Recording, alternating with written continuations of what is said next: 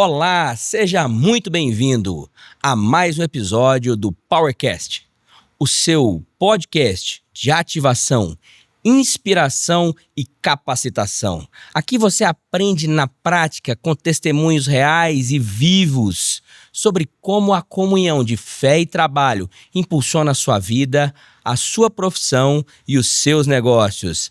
Aqui do meu lado, ele que não pode faltar, Felipe Rodrigues. Opa, muito prazer, muito obrigado. Estamos aqui começando mais um podcast, né? Aqui, essa mensagem, esse evento aqui especial, que estamos aqui no meio do GKPN Eficiência, e claro, estamos aqui com uma membro do GKPN, uma pessoa que eu admiro bastante, que assim, é um assunto muito relevante, vai trazer um tanto de curiosidade. Então, meu amigo, aproveita esse chat aqui, deixe suas dúvidas, mandem suas perguntas, colocações aqui, que hoje o assunto é quente. Quentíssimo, quentíssimo. Felipe, eu já quero que você faça uma apresentação assim, em alto nível para essa nossa convidada assim, mais que especial, para falar de um assunto aqui poderoso, cibersegurança. Meu Deus, eu tô doido a perguntar para ela assim, me explica a conexão de cibersegurança e Jesus. Hã? Segura essa aí. Meu, hoje é desafio. Então vamos lá, Ana Cirqueira aqui, a nossa participante do dia de hoje aqui do nosso podcast, especialista, né, sócia de uma empresa de cibersegurança. Vou até deixar ela para falar, porque assim, cibersegurança, meu irmão, você tem que assim, dominar para falar. Então eu não quero cometer um vacilo aqui, eu vou deixar ela com esse papel aí de apresentar um pouquinho aí essa jornada, essa experiência. Hoje, primeiro, vamos começar que empresa está trabalhando. Hoje você é sócia numa empresa aqui no Brasil, né? E para quem está curioso, o que a cibersegurança faz, né? Vamos começar pelo básico. Quem é a Ana, né? Bom, eu já chego chamando Jesus. Que responsabilidade. Bom, gente, meu nome é Ana Cirqueira, sou executiva de tecnologia há 27 anos, passei por várias organizações globais. Hoje, como o Felipe disse, estou numa organização local como sócia de uma empresa de inteligência de ameaças, né? Como estar à frente do crime cibernético, né? Essa é a missão. Mas essa jornada é longa e teve vários steps, né? Várias fases na vida profissional. Nem sempre eu estive na segurança cibernética. Eu estou na segurança cibernética há 9 anos. E nesses 9 anos eu confesso que eu aprendi muita coisa, mas ainda tenho uma grande jornada aí de aprendizado, porque é algo vivo. A segurança cibernética, ela é viva dentro da tecnologia. E a todo momento você escuta de vazamentos, você escuta de golpes, de invasões, e isso, no dia a dia, tratar isso, né, no sistema financeiro, órgãos de governo, hospitais, são temas críticos que a gente trata no dia a dia. Então, é mais ou menos por aí que a gente vai conversar, eu acho. Que legal. Ana, agora, antes da gente começar, a gente queria te conhecer um pouco, assim, Ana, paulistana, né? Conta isso, as origens, tua família, nasceu num lar cristão, como é que é essa história? Tenho 51 anos, sou mãe. Meu Deus, mulheres, essa mulher assim, vai ter que me contar esse formal, hein? 3 filhos, uma filha veterinária de 31 anos, a Natália, uma filha de 26 anos, a Isabela, que é psicóloga, trabalha só com autismo. Guilherme, que é um empresário também da área de eventos, tem 25 anos. Fui casada durante 29 anos, meu marido faleceu há 2 anos e 4 meses. Então temos aí essa jornada. Nasci num lar cristão batista, ou seja, sempre naveguei no ambiente cristão dentro da igreja batista, denominação batista. Hoje sou presbiteriana da igreja presbiteriana de Alphaville, a IP Alfa, pastor Hilder.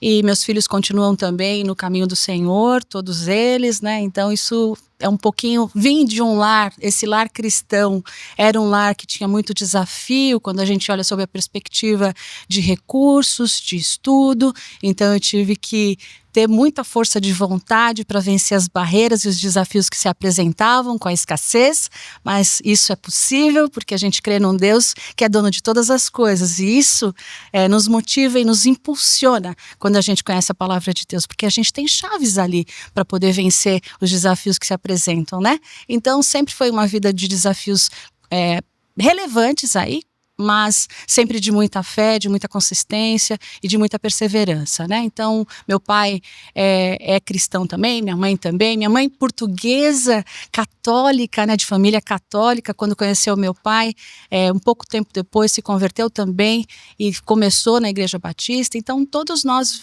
assim, temos essa raiz, né, dentro do Evangelho. Que legal, que legal. E Ana, como é que foi essa jornada sua para você cair no nicho do nicho, né? Porque assim, falar de cibersegurança não é acessível, né? Eu não fico imaginando assim, pelo menos a gente às vezes lida com a turma jovem, né? Você fala assim, você quer trabalhar com o quê? Não, cibersegurança digital, seu Sherlock Holmes do crime digital. Como que foi essa jornada de chegar nesse... Eu sempre tive em tecnologia, trabalhei na Xerox, que na época era uma empresa de tecnologia. Depois eu fiquei muito tempo em infraestrutura, né, em redes.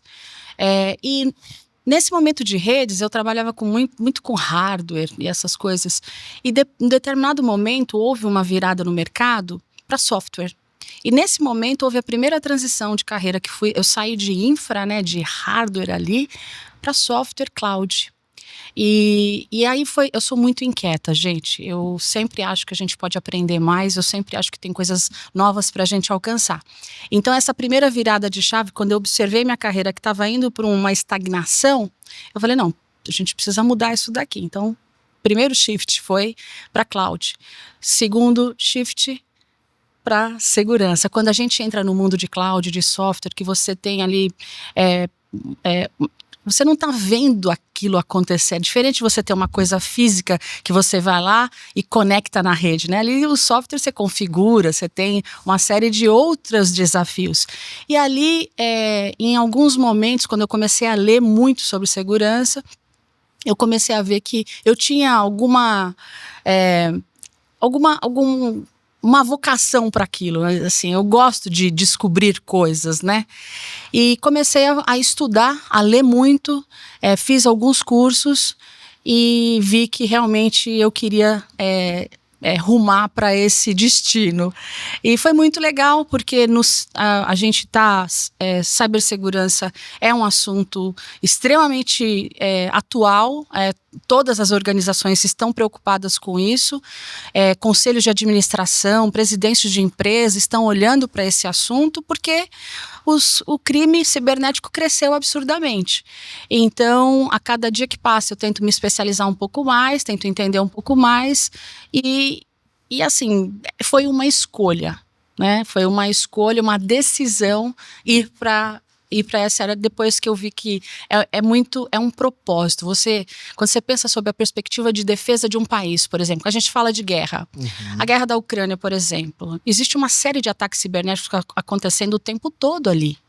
Então, existe uma guerra de fuzil e tanques, mas existe uma guerra cibernética acontecendo também num ambiente virtual. Ana, pegando esse gancho aí, explica um pouquinho, porque às vezes quem está assistindo aqui não está tão ligado na tecnologia, né? E meu objetivo aqui talvez é dar uma traduzida nisso para ficar mais fácil. Tá bom, vou invadir, sim, tudo bem, a Rússia está invadindo a Ucrânia, tem um ataque cibernético, mas assim, qual que é o impacto disso? Só para o pessoal ter uma noção. Por exemplo, o setor de energia. A gente teve um incidente na Europa semana passada, onde a Europa teve um apagão, né?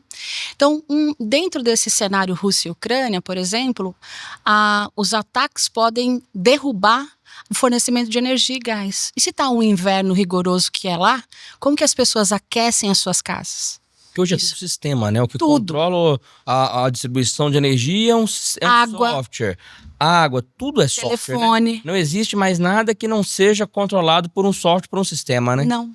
Então, existem vulnerabilidades em todos os sistemas que a gente utiliza hoje em dia. Sua TV a cabo, seu gás, sua energia, sua água. Então, quando o propósito que eu digo da segurança pensa sobre a perspectiva de defesa de um país. É um propósito a gente trabalhar cada vez mais para eliminar as possibilidades, ou pelo menos antever as possibilidades que existem do crime cibernético nesse ambiente que pode causar uma destruição, que pode causar mortes. E aí você entra, então, numa organização caminha nessa organização. Você já passou, que a gente conversou, você já passou por uma organização israelense também, né? 2 organizações, até chegar na tua organização, né? Na tua empresa. Conta um pouquinho dessa jornada para nós, Ana. Quando eu decidi trabalhar com segurança cibernética, aí entra Deus. Porque eu não tinha o conhecimento técnico necessário, mas eu tinha um relacionamento muito grande no mercado, e eu não sabia muito bem como que eu ia começar, se iam me aceitar, né, como uma profissional, uma executiva nessas organizações, né?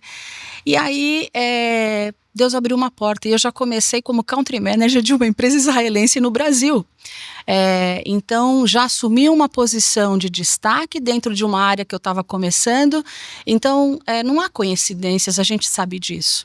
Então esse foi um presente de Deus, né, que me colocou numa empresa de tecnologia de ponta, que Israel é uma referência nessa área, e me colocou numa posição de destaque de executiva principal no país, né? Então isso foi interessante. Depois eu entrei nessa outra empresa israelense. Essa empresa inicial, a primeira, era a segurança defensiva. Então toda a empresa tem equipamentos, softwares que defendem a sua infraestrutura. Então eu trabalhei primeiro com segurança defensiva. Depois eu fui para uma outra empresa israelense de segurança ofensiva, onde o software que a gente trabalhava era um hacker ético, onde ele atacava toda a infraestrutura para mostrar ali onde estavam as brechas, onde estavam as vulnerabilidades ali daquela infraestrutura. Ou seja, para poder defender, você tem que atacar. E aí você tem que usar dos mesmos artifícios que os hackers de verdade usam e conhecer eles. Para ser eficaz. Para poder conseguir projetar um sistema de defesa eficiente e eficaz. Exato. Esse é o raciocínio. E depois, com o tempo também, tinha algumas missões que meu marido me deixou, e uma delas era empreender, e muito joelho no chão, oração, e surgiu uma oportunidade, que é a Zenox, que é a empresa a qual eu sou sócia, que é segurança ofensiva também, onde a gente entende dentro do submundo da internet, aonde estão sendo citadas ou são mencionadas, por exemplo, eu tenho um banco grande que tem os nossos serviços. A gente fica monitorando aquela marca no underground, assim, na dark web, por exemplo, em fóruns abertos, para que a gente entenda se tem alguma menção daquela marca, alguém querendo, por exemplo, eu vou atacar o banco X. Então a minha plataforma consegue monitorar isso 100% do tempo para entender ali o que está acontecendo com relação àquela determinada marca e quais as ações que devem ser feitas, porque ela vai subindo isso em alertas críticos para que o cliente tome as determinadas ações e esteja à frente do criminoso. A gente fala que a nossa missão é reduzir a janela de exposição do cliente. Uau, não é moleza não, irmão, você tá vendo aí, é um mundo à parte isso aí, né, e faz todo sentido, porque é o que você falou, né, assim, até num país, ou até numa empresa, o que é mais fácil? Você chegar na porta da empresa, arrombar o cadeado, arrombar a porta, fazer a confusão toda, pegar um recurso, ou você vai ali, cibersegurança, ninguém tá vendo, ninguém tá percebendo, bloqueou a empresa, travou um negócio, ou se a gente tá falando de um país, que mais? Você mandar um míssil, destruir lá uma usina hidrelétrica, ou sei lá... Parar a usina. Ou você tá lá no cantinho, lá no ar-condicionado, cegado, fazendo um ataque hacker, e aí você dá um problema de energia, ou seja, é um mundo à parte isso aí, né? E aí, assim, como é que foram os desafios para você nessa jornada, ou seja, chegar lá, estudou alguma coisa específica, como que foi assim, essa aceitação, né? O mercado te aceitou, você tem uma referência hoje, mas qual foi o desafio? Conta isso para aquelas pessoas que estão começando a carreira, que estão buscando a jornada, que vão ver a Ana assim, pô, bacana, Ana, legal, quero também fazer isso, ou seja, como, né? Que eu imagino que não foi fácil, mas como que foi você superar isso aí? Quando eu comecei, de novo, né, Israel é o celeiro de segurança, olhando para a defesa e olhando para a segurança cibernética. É o grande polo de desenvolvimento e tecnologia de alta performance. E quando eu me interessei pelo assunto, eu comecei a ler muito sobre as startups israelenses. né? Onde quais eram as principais preocupações que existiam ali em termos de defesa futura, né? Hoje, a gente tem, com a inteligência artificial, a gente tem muito mais desafios, mas naquela época a gente tinha alguns desafios ali. E eu comecei a entender um pouco melhor esses desafios, porque eram desafios que estavam sendo projetados de alguma forma por startups que não tinham chegado na realidade de mercado ainda. Então, esse era o clique na minha cabeça. Eu sou uma pessoa de vendas, eu sou uma pessoa comercial, então eu preciso ter vantagens competitivas diferenciais. Então, eu tinha que me vender como profissional de segurança, então eu tinha que ter quais eram os meus diferenciais de conhecimento. Algumas certificações importantes, olhando, não certificações técnicas tipo hard skill mesmo, não. Coisas mais aqui no high level para que a gente possa se conhecer. Então, segurança de rede, o que é um firewall, o que é coisas básicas de informação ali de segurança, de tecnologia, que a gente consiga ali, no mínimo, ter uma conversa e direcionar uma conversa. Então, os treinamentos, ler muito, MIT tem vários documentos públicos, vários cursos online gratuitos que vão dar um norte de segurança. A própria Harvard também, em tecnologia, tem algumas coisas que são públicas. Então, eu mergulhei. Quando eu decidi que esse era o meu caminho, eu mergulhei nos materiais que eram públicos, porque eu não tinha... Eu tenho, gente, 50... Já não era nova, não dava para fazer outra faculdade, né? Eu tinha que usar ali a oportunidade que eu tinha em cursos. Isso? 10 anos, eu tinha 41. Que legal, né? É muito legal essa história da Ana, porque assim, muitas pessoas acabam se limitando de, vou ter que fazer uma faculdade. Não tenho tempo para isso. Eu não consigo me deslocar. Então eu vou pagar um curso, mas o curso é caro, eu não consigo fazer agora, não é na minha cidade e tal. Mas a pessoa, depois que passa dos 40 anos, você tem uma tendência... Querer parar. Da mais de querer parar, não. Da agora pra frente é só pra trás, né? Assim que o povo fala. Agora pra frente é só pra trás. E aí, aos 41 anos, você decide fazer um turnaround na sua carreira e começar numa nova área, partindo praticamente do zero, né? E fazendo sozinha. Mulher e fazendo sozinha, né? Ou seja... Mãe no mercado... Mãe de 3 filhos já, a essa altura do campeonato. Sim, né? Sim. Meus filhos já adolescentes, adultos, jovens, né? Como é que foi essa decisão, esse contexto? Conta pra nós. Se tornar executiva até para inspirar outras mulheres também que estão passando por isso, né? Será que eu vou, não vou? O que eu faço? Como eu disse, né? Eu sou uma pessoa muito inquieta. Se eu tenho um gatilho. O meu gatilho é, se eu paro de aprender aonde eu estou, aquele lugar não é mais meu. E aí, porque aquilo se torna chato para mim, é ruim acordar para fazer aquilo. Então eu tenho que, e eu sou uma pessoa, eu me conheço, eu sou automotivada. Se eu estou vendo que eu estou indo para esse caminho, eu tenho que estudar qual é a possível rota de transformação e renovação daquele momento. Então, assim, uma das coisas que eu faço muito, eu não faço nunca para tomar, sempre oro antes de decidir qualquer coisa. Não existe, e a oração não é aquela oração, Deus, eu vou decidir agora, não. São meses orando, meses pedindo e clamando, para que eu tenha e tome a decisão correta. Então, eu acho que, primeiro, eu me conhecer. O autoconhecimento eu acho que é super importante, porque a gente se posiciona de uma maneira adequada. Mas o primordial é buscar a direção de Deus para que aquele caminho que a gente percorra seja um caminho que ele planejou, porque o sucesso vai estar ali. Não tem outra saída. É verdade, né? É verdade. Olha, Ana, você falou um negócio tão legal assim, e eu gosto tanto disso também, dessa passagem, né? Dessa referência que você disse, né? De justamente entregar nos caminhos do Senhor, porque... E sabe onde é que eu me inspiro nisso? No Salmo 23. Porque fala, Senhor, meu pastor, nada me faltará. Essa parte todo mundo guarda, né? Mas aí tem mais pra frente um pouquinho, que ele fala assim, e guia-me pelas veredas da justiça, por amor do seu nome. Ou seja, Deus fala que ele vai nos guiar. E aí, para ele nos guiar, basta o quê? Bom, guiar eu tenho que seguir. Ele é o guia, eu vou seguir. Então, se ele já preparou um caminho, né? E muito dessa história, dessa jornada que você está contando, olha, Deus, e aí? O que eu faço? Na verdade, se a gente fizer analogia, olha, Senhor, para que lado nós vamos? Vai na frente que eu vou atrás. Agora, não, eu vou construir o caminho, eu vou fazer o que eu quero, do jeito que eu for. Pô, mas aí vai ver a dificuldade, né, irmão? Nesse momento foi assim, Ana. Você Foi. colocou isso diante de Deus Ok. e buscou dele essa direção? Sim.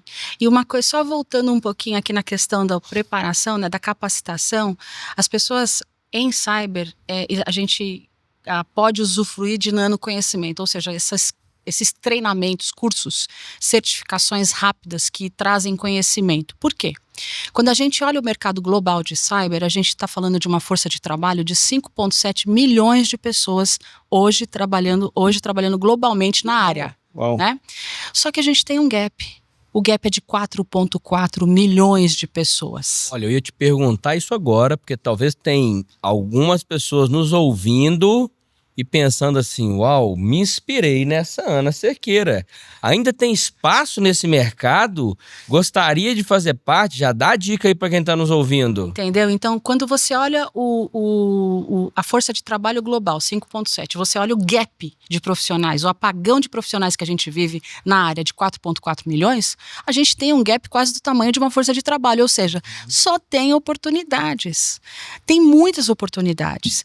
E assim, aqueles jovens que estão na faculdade de tecnologia, fazendo algum curso voltado para tecnologia, pense em se especializar em segurança. Aqueles jovens como eu, que tomaram a decisão tardia e que querem, usufrua do nanoconhecimento, busque alternativas de conhecimento para que você se capacite e vá e alce voo nessa área, porque ela é uma área magnífica. Quando a gente olha sobre a perspectiva salarial, é uma área magnífica, estão os maiores salários. Quando a gente olha em termos de desafio de você resolver problemas de uma maneira legal, interessante, inteligente, também é gostoso. Não existe monotonia na nossa área. Cada dia, né, que nem diziam antigamente, cada mergulho é um flash, né? Mas é muito legal. Então, isso só quis voltar nesse ponto do gap, do apagão de profissionais, porque é uma área de muita oportunidade. Já deixa a dica aí, quais que são as soft skills que a pessoa precisa ter para ir para essa área? Porque é uma área que eu imagino que exige ali um certo conhecimento, estudo, a pessoa tem que ser automotivada para fazer, porque muda muito rápido, né? Eu imagino que os ataques que você tinha 2 anos atrás já são completamente diferentes. Então, o que a pessoa tem que ter? Que habilidade que ela tem que ter para isso? De soft skill, ela precisa ter uma inteligência emocional, um autocontrole bastante grande e controlar o estresse, porque como é uma área nevrálgica, ou seja, um ataque para uma organização, imagina um banco parado, não, um hospital parado. Hoje, você tem que resolver isso. Imagina assim, a pressão sobre você quando isso acontece, hein? Então, você chega no hospital, você tem lá o código de barra. Se aquele código de barra não funciona, em alguns hospitais do mundo, crianças morreram por um ataque cibernético no berçário. Entendeu? Porque não tinham o medicamento, não tinha ali a continuidade do tratamento, porque o sistema foi interrompido.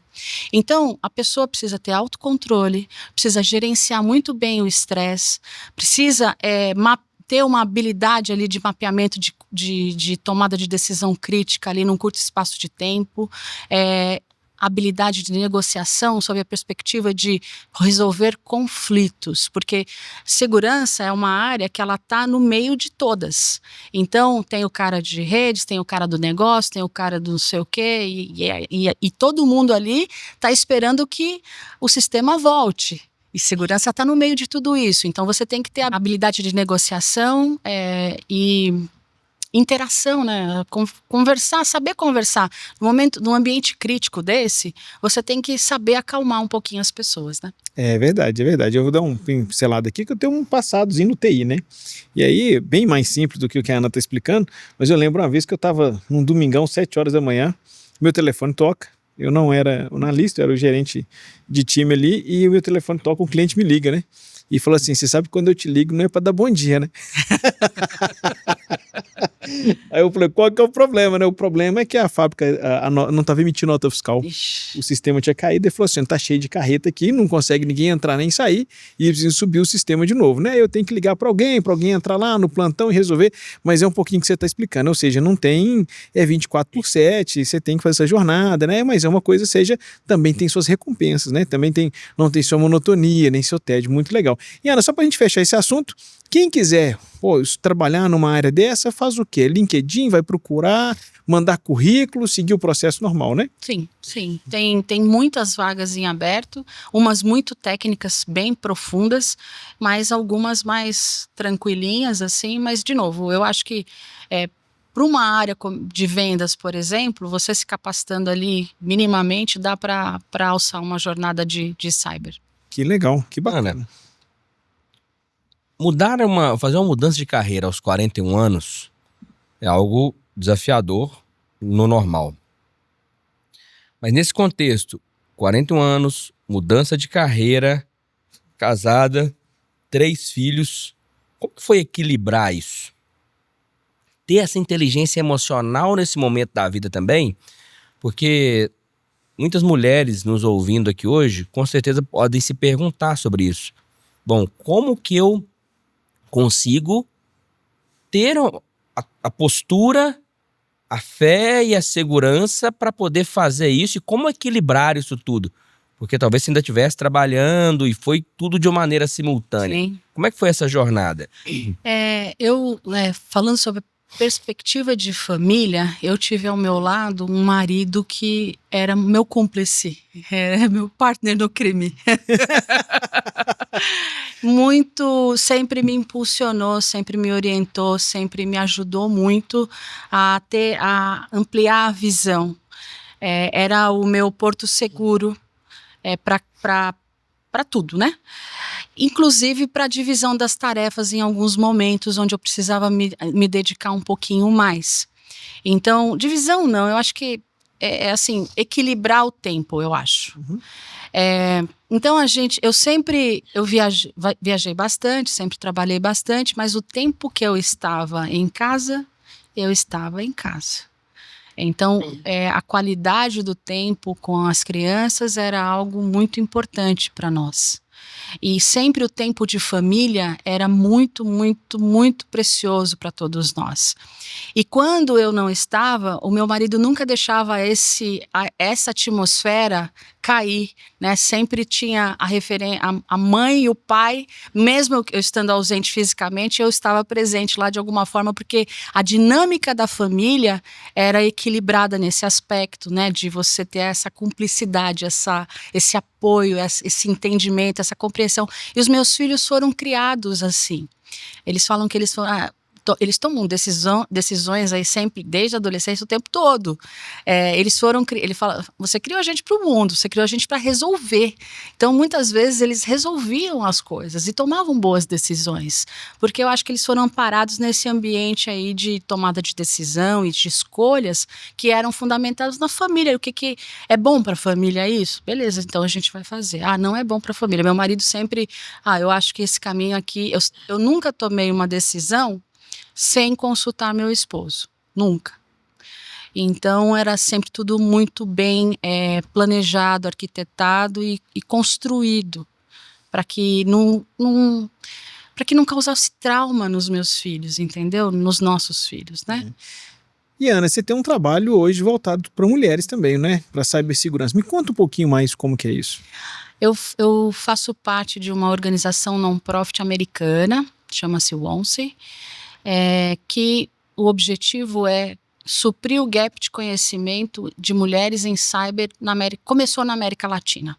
Eu assumi a presidência desse trabalho em 2023.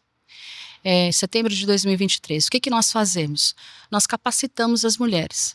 Aí a gente está falando de hard skill e de soft skills. A gente tem parcerias com Microsoft, Google, Cisco, Fortinet, onde a gente dá certificações para essas mulheres, capacitando aí, falando de certificação mesmo, né, hard skill. A gente tem outro trabalho também de mentoria, de formação de pessoas, de trabalho em equipe, de voluntariado. Então hoje a gente tem 1.000 membros, a gente tem 800 voluntários, meu time direto são 50 pessoas, todos somos voluntários. Então a gente também faz questão de que as pessoas se voluntariem, que aprendam que o voluntariado é algo muito importante. Não é uma questão de dar, é uma questão de receber. Porque quando nós nos doamos, a gente está sendo nutrido de alguma forma. Então, essa capacitação de hard skill, principalmente, a gente vê ali as meninas estudando para as provas, são provas de certificações pesadas, então a gente tem todo um apoio ali de confortar, de ajudar, de dar uma palavra ali de incentivo, né? Então é por aí. E as mulheres, como que é isso? O processo de recrutamento, seleção, tem um site, as pessoas podem se... Tem um site que é www.once.org, o ONCE é WOMCY, e lá tem as associações, são 3 níveis de associação, a pessoa se associa e ela automaticamente ela faz parte da comunidade e ela pode usufruir dos benefícios ali todos que a gente dá. A parceria que eu fechei aqui no Brasil, começou pelo Brasil e foi para todas as ONCs, foi com a Google. Foi muito legal. Que maravilha. Legal. E também uma inspiração de Deus para poder compartilhar, então, esse conhecimento ajudando mulheres, né? Ana, desculpa entrar nesse tema, assim, mais particular, mas Deus está me incomodando aqui, que eu acho que a sua palavra, o teu discernimento vai inspirar hoje, ajudar outras pessoas nisso. Você é muito ativa, uma mulher firme, segura, mas aí você passou aí há menos de 2 anos por esse trauma grande da perda de seu marido, uma jovem, muito jovem, os filhos ainda se encaminhando na vida. Como que foi passar por isso, vivendo uma vida profissional assim, bastante agitada, intensa, né? E agora tendo que continuar essa carreira, tendo que agora continuar empreendendo e sendo essa figura ali de inspiração para os filhos. Não é fácil, né? Tem muitos desafios. Meu marido era tudo para mim, né? Tudo. E perdê-lo da forma como foi, meu marido a gente descobriu a doença em janeiro, meu marido morreu em dezembro de 2022. Um câncer fulminante que o levou assim. Então, lá eu não parei de trabalhar. Eu continuei trabalhando, eu trabalhava do hospital durante os tratamentos, reuniões, calls em inglês, em espanhol, em português, e continuei ali firme. Uhum. Só que quando ele faleceu, 3 meses eu não sabia o que eu ia fazer. Não tinha chão. Né? Não tinha chão. Só que nesse momento, eu até estava falando isso anteontem, eu não sei como as pessoas que passam por isso conseguem passar sem Jesus. Então, a minha força vem de lá, vem do céu, vem de Jesus. Não tem outra explicação. A firmeza, a convicção nas palavras, defendendo aquilo que eu faço, as apresentações que tinha que continuar, as entrevistas, porque eu mudei de emprego. Né? Logo depois que ele faleceu, eu mudei de trabalho, que eu saí daquela israelense primeira para a segunda. Ele faleceu em dezembro, eu fui para a segunda israelense em fevereiro. Eu tinha que fazer o processo seletivo por uma vaga que era para... Eu tinha que construir a operação em 6 países. Mas aí, volto àquilo que eu falei. Nas minhas noites de desespero, os meus joelhos se dobravam e clamavam. Com toda a força, pouca força que tinha dentro de mim. E eu acho que Deus foi me reciclando. Eu não consigo explicar isso de uma maneira palpável, mas a impressão que dá é que porque o luto, ele tem altos e baixos o tempo todo, ele não é uma coisa flat. Não é que ele morreu há 2 anos e agora tudo bem. Não, eu tenho os baixos são muito baixos. Então, nesses momentos de muita tristeza, de tristeza profunda, eu sinto que eu me reservo e eu sinto Deus tirando aquilo de dentro de mim, reciclando aquilo e ressignificando aquela tristeza e transformando aquilo em energia. Meu marido, antes de falecer, ele me deu algumas missões. Uma das principais, ele falou para mim: Ana, você não pode deixar a dor te derrubar. Você precisa, a dor ela gera uma energia. Essa energia, você pode reciclar ela e transformar ela em amor. Então, olha no seu entorno e vê como que você pode transformar essa dor em amor. Isso já no processo final ali, ele estava te preparando para isso. E aí, foi que eu entrei quando eu lembrei disso, foi que eu comecei a pensar em assumir a ONG no Brasil. Porque eu falei assim, isso vai ser uma ferramenta, apesar dos desafios inerentes ali, isso vai ser uma ferramenta de Deus para que eu possa exercer aquela sugestão que o Aguinaldo me deu no leito de morte. Então, assim, não existe uma explicação, uma mulher guerreira, tal. Sou forte, tenho uma personalidade forte, tudo isso. Mas eu não sou nada, eu sou zero sem a presença de Deus, sem o amparo de Deus e sem o Espírito Santo na minha vida. Não sou. Uau, que experiência, hein? Que experiência e que sabedoria também do seu marido ali, usado por Deus para te dar essa força, né? Para te dar essa capacitação e preparar. E Ana, dentro dessa jornada toda, sua profissional, de carreira, de vida e de mulher, o que você acha assim que poderia ser uma lição aprendida? O que você falaria para a Ana do passado? O que você falaria para aquelas pessoas que estão te assistindo ou que passou por uma situação dessa? E também, assim, como que você consolida isso? Como é que você poderia dar um conselho para as pessoas terem essa conexão com Deus? Por quê? Muitas pessoas passam por isso, passam por essa jornada, ou elas tendem assim, a uma apatia, ou tendem a uma desesperança, de falar, Deus deixou fazer isso comigo e tal, eu não quero mais. Mas como é que você se reconstruiu, sabe? Como é que você achou, se encontrou nesse lugar secreto com Deus, sabe? Assim, Deus, vem aqui, agora eu preciso do Senhor, você me ampara, né? Como é que isso na prática, esse relacionamento seu com Deus? Uma das coisas foi o GKPN. Porque eu lembro da primeira vez que eu fui numa reunião do GKPN, que eu não queria ir, né? Eu não estava pronta para estar em nenhum lugar público, porque eu não conseguia não chorar, né? Era muito choro, era um choro compulsivo. Mas quando engraçado, a primeira pessoa que eu conheci foi o Josué, que era o primeiro GKPN dele também. E ali, a comunhão naqueles dias com os irmãos é uma coisa, naquele dia foi muito especial, mas a comunhão com as pessoas que estão dentro da igreja, que são os nossos pastores, os nossos líderes, que tem uma palavra, que tem ali um direcionamento para te apoiar, porque quando você te dá um blackout nessas horas, sabe?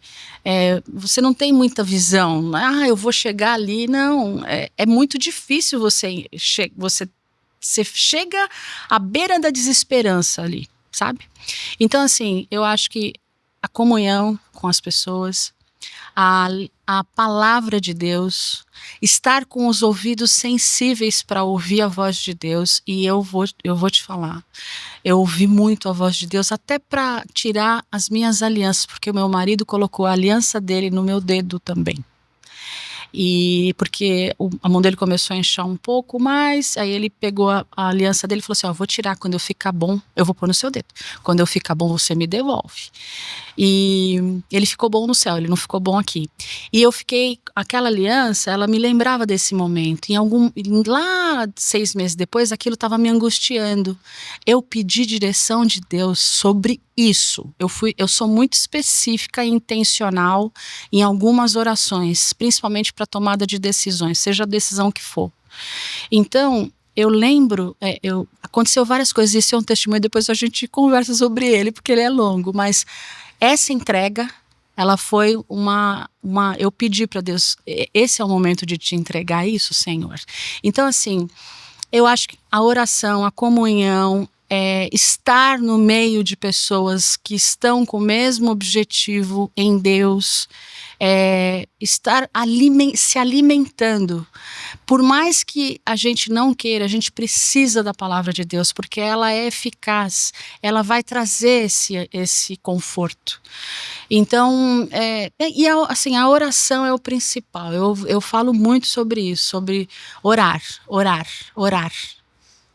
Você passou por um outro processo que uma boa parte das pessoas que nos acompanham e que ainda não empreendem sofrem e passam por ele também, que é a dúvida e a angústia de estar numa carreira profissional, às vezes executiva, estando bem profissionalmente, e aí aquela vontade, aquele desejo de empreender e uma dúvida muitas vezes, assim, que massacra, né, a pessoa que... Como é que foi esse processo e essa tomada de decisão? E o que você pode compartilhar, ensinar para as pessoas que estão talvez nesse momento que você estava ali, né? Meu Deus, mas eu tô aqui agora. Você ainda estava, você tinha acabado você estava viúva já quando você tomou essa decisão, né? De empreender foi recente agora, foi em setembro do ano passado. Você já tendo passado por todos esses desafios. Mais uma mudança. Como é que foi esse processo? Começa de novo. Como que é esse processo? Né? E o que você pode compartilhar, assim, de trazer mesmo de ensinamento prático para quem está numa posição, porque você estava bem profissionalmente, né? Você estava numa nova empresa, um novo desafio, uma empresa grande, israelense, né? Diretora profissional aqui. Aí, existe toda uma questão aí espiritual antes da tomada de decisão e de muita oração também. E de telefone tocar depois que eu levantei da oração, por exemplo. Uau! Né? Mas assim, todo momento de indefinição, né? Quando a gente tem que fazer uma transição, onde a gente tem que tomar uma decisão de mudança de rumo, casar, comprar uma casa, ter um filho, mudar de trabalho, são complexidades diferentes, mas são tomadas de decisões que afetam, desdobram na nossa vida, né? Então, assim, dentro da lista do meu marido existia lá, puxa, você faz tanta coisa tão bem para tantas organizações há tantos anos, faça uma para você. Pensa nisso. Né? Pensa em essa sua energia da dor, ela pode levantar novas frentes, novos mercados, novas possibilidades. Tenha isso em mente. Então, quando eu recebi o convite para me tornar sócia dessa empresa, primeiro, essas pessoas são pessoas que trabalham comigo há alguns anos, né? Eram parceiros de negócios das organizações anteriores que eu trabalhava. Então, a dinâmica de trabalho é muito parecida com a minha. Uhum. Então, o fluxo de trabalho, ali o dia a dia é muito, muito, muito parecido comigo. Mas tem uma questão de missão e propósito. Então, a partir do momento que eu me tornasse sócia da empresa, de uma empresa, né, parte minha, eu poderia também tomar algumas decisões diferentes da que eu era obrigada a aceitar.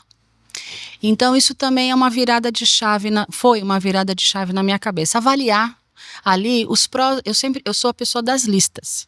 Então, os prós e os contras, e principalmente, né, qual que é o payoff disso? Né? No final da lista ali, qual que é o impacto? Não é? Porque tudo na nossa vida tem que ter um impacto. Jesus veio para cá, ele viveu, ele discipulou, ele fez os milagres. Tudo que ele fez foi impactante na vida do outro. Tudo. Essa é a principal lição que a gente tem que ter em tudo que a gente faz. Então, nessas listas que eu fiz para entender os prós, os contras e o impacto daquilo, olhando a família e olhando o meu profissional, saiu ali um direcionamento. Aí é orar em cima dessa lista e pedir a direção efetiva de Deus. E eu sempre falo para Deus, eu vou te encontrar nesse caminho? Se eu vou te encontrar nesse caminho, o sucesso está logo ali. Se eu não vou encontrar ele nesse caminho, ele vai me tirar, porque ele é um Deus bom. Ele vai me livrar daquilo que não é bom para mim. Então eu preciso ter essa fé consistente. Eu acho que a tomada de decisão envolve a análise fria, nua e crua ali, envolve ali a análise passando pela sua vida, olhando para a família e para o profissional. E onde Deus está nesse negócio? Ele está nesse negócio? Se ele está nesse negócio, a gente vai ter o direcionamento do Espírito Santo. Ele falou que estaria em tudo. Se ele não tiver, é porque não é para ser, né? Exatamente. Ana, vários profissionais que já tiveram aqui com a gente, empresários, relatam às vezes situações que eles foram confrontados em seus valores ou princípios de fé dentro da sua jornada de trabalho. Isso também já aconteceu com você? Já, várias vezes. Isso? Conta pra nós. É uma luta, né? Porque você tem as suas convicções, a sua inteireza de coração, né? Ali a sua idoneidade ali, toda pautada na palavra de Deus. E o mundo não é assim. O mundo não é assim. Ele não vive na inteireza de coração. E aí a gente tem... Eu não tenho nenhum problema de dizer não. Né? Então, mas puxa, a receita que vai entrar aqui é muito grande, né? Pra gente falar não. Olha, mas é só uma coisinha, ninguém vai ver. Hoje quem falou? Todo mundo tá vendo tudo, né? Deus é o primeiro a ver tudo. Então, assim, não. Se é alguma coisa que agride as minhas convicções e a minha inteireza de coração, não. Mas eu vai perder o emprego? Vou perder o negócio? Vou. Só que se eu tomar uma decisão correta, outras frentes se abrem de alguma forma, ou eu mesma vou ter que trabalhar para ter criatividade suficiente para mudar essa rota. Então, eu não tenho problema de falar não. E quando confrontado nessa situação, você vou falar não. Corajosa o suficiente para dizer falar não. Ana, se eu for prejudicada por isso, pelo meu não, por estar querendo fazer a coisa correta, aquele lugar não é para mim. Não é. Perfeito. Ana, e assim, tem um ponto que eu queria te perguntar, justamente isso, porque você é uma pessoa influente, você é uma pessoa de destaque, num assunto extremamente relevante, ou seja, né, falta demanda, mulher, chama mais atenção ainda todas essas habilidades que você tem, e como que você enxerga o seu propósito na cibersegurança? Você já me deu uma pincelada aqui, você já falou algumas coisas da segurança do país, e como é que você enxerga assim, o propósito de Deus na sua vida dentro dessa área? Quando a gente olha o crime cibernético, a gente vê muita crueldade, coisas vis. A gente fala de pedofilia, a gente fala de coisas brutais, terríveis, que aqui na superfície que a gente está, a gente não tem a menor ideia que acontece. Então, eu tenho dentro do meu coração, eu não sei como que eu vou fazer isso, mas eu tenho o desejo de usar a minha profissão para combater os crimes mais vis e hediondos que existem dentro do ambiente cibernético. E isso eu vou fazer agora, já estou fazendo, e conscientizar os pais sobre o uso da tecnologia pelas crianças. Jogos são perigosos. Então tem toda uma conscientização do ambiente digital, focado em segurança cibernética, que eu tenho o desejo de trabalhar nas próprias igrejas, a conscientização dos pais com relação à tecnologia que eles estão entregando na mão dos filhos. Então esse é um desejo. O outro propósito é combater o crime mesmo, e tentar pegar o máximo, eu falo enjaular, mas o máximo possível de pessoas que são muito cruéis. Isso é muito legal, porque assim, fica aí essa dica, né? Como nós precisamos de pessoas cristãs, com posicionamento firme diante de Deus, igual a Ana falou. Não, se tiver me prejudicar, não. Mas você vai ceder? Não vou. Ser firme em posições estratégicas. No sentido, exatamente o que você falou, questão de infantil, dentro de uma área. E se a gente não assume esses posicionamentos, a gente não assume esses cargos, quem vai assumir? Exatamente. Né? Tivemos uma mensagem antes aqui que Deus é o quê? Deus é um Deus de multiplicação. Em que sentido? Opa, você tinha lá, o que você tem aqui? 2 pães e os peixinhos aqui. Beleza. O que não fazer? Vão multiplicar. Mas Deus não fez do nada ali. Então, às vezes, falta um posicionamento até nosso, de chegar e querer assumir isso e lutar por isso. Senhor, me dá esse cargo, me dá essa situação, eu quero lá, quero fazer diferença, quero impactar e influenciar tantas pessoas, né? Posicionamento e coragem, né? E agora a gente tem que falar isso para toda a nossa audiência, que Deus está levantando pessoas em todas as esferas da sociedade. É verdade. Então, olha esse exemplo. Quantas pessoas estão passando por aqui, como nós estamos sendo abençoados aí, e você tem visto profissionais, empresários de tantas áreas. Aí você vê a Ana, uma pessoa lá na sala. Deus está levantando alguém na cibersegurança, porque ali também ele quer usar, ali ele quer proteger, ali ele quer atuar. Então você tem que ter clareza que Deus está te levantando aonde você está, para ser fiel e para atuar naquilo que ele tem te comissionado. E aí tem que ter esse espírito de ousadia e de coragem que o Felipe falou, e ser mesmo espírito de Deus ali, testemunho do Senhor, instrumento de Deus naquele momento. Ana, infelizmente, nós estamos chegando ao fim desse momento tão gostoso aqui, e eu queria, assim, te pedir para você deixar uma mensagem final para a nossa audiência sobre o que você tem vivido com Deus, essa jornada até aqui, a tua mensagem assim, de inspiração, de capacitação. Olha, não existe impossível para Deus, não existe idade, não existe falta de conhecimento, Deus é dono de todas as coisas. Se a gente tomar posse das coisas que Deus nos traz, das oportunidades que Deus coloca à nossa frente, e a gente tem que ter o discernimento claro para isso, não existe como dar errado, né? Existe só como dar certo. Mas a gente precisa estar com o ouvido audível, com os olhos ali fixos na cruz, sabe?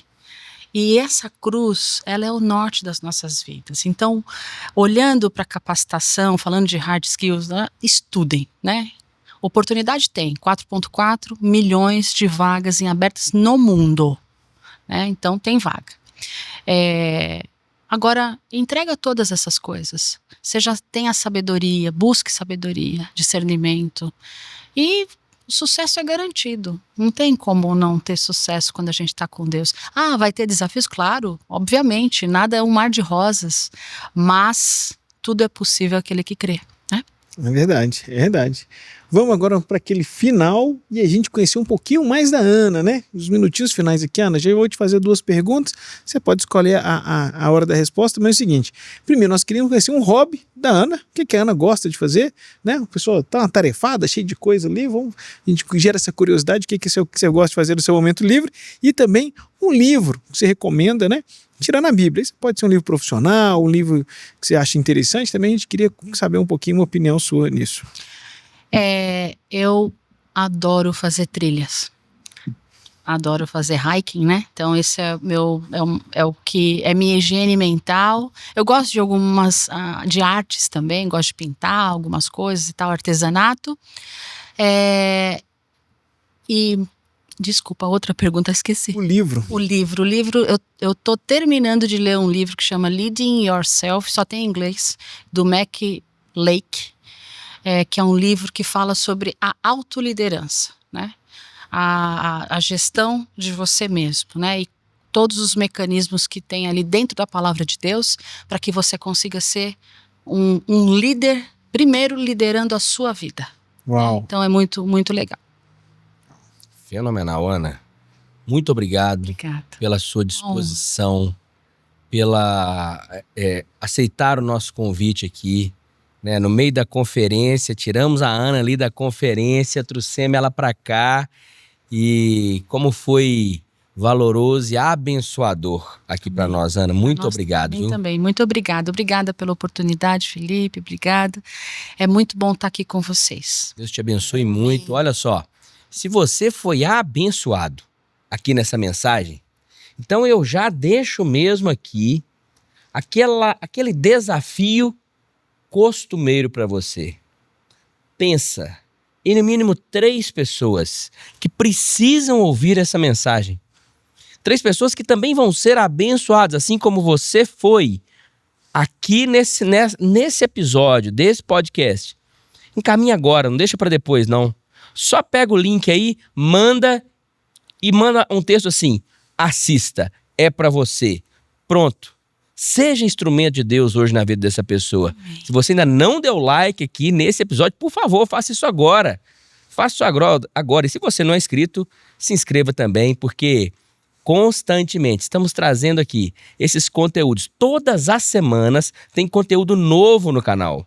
Tem podcast, tem palavra aqui do pastor Rafael Parra, tem palestras das edições aí do Power Summit.